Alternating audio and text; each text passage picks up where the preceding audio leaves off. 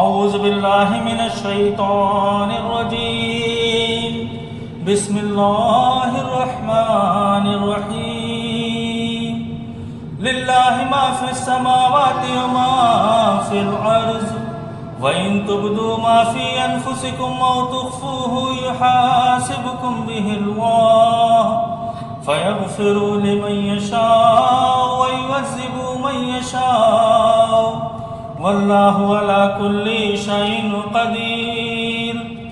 آسمانوں اور زمین میں جو کچھ ہے سب اللہ تعالیٰ کا ہے۔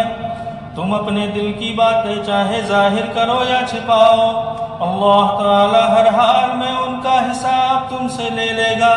پھر اسے اختیار ہے جسے چاہے معاف کر دے اور جسے چاہے سزا دے، اسے ہر چیز پر قدرت حاصل ہے۔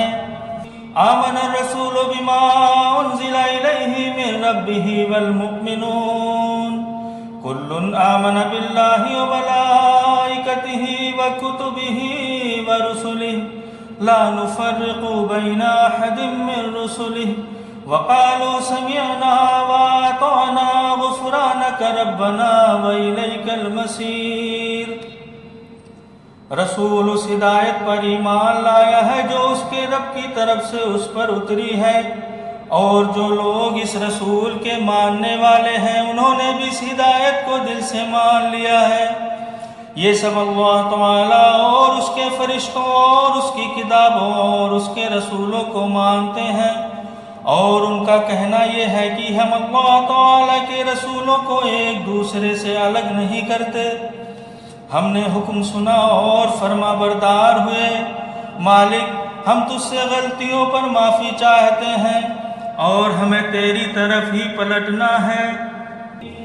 لا یکلف اللہ نفسا الا وسعها لها ما کسبت وعلیہا ما اکتسبت ربنا لا تؤاخذنا ان نسینا واخطانا ربنا ولا تحمل علينا إصرا كما حملته على الذين من قبلنا ربنا ولا تحملنا ما لا طاقة لنا به واعف عنا واغفر لنا وارحمنا أنت مولانا فانصرنا على القوم الكافرين۔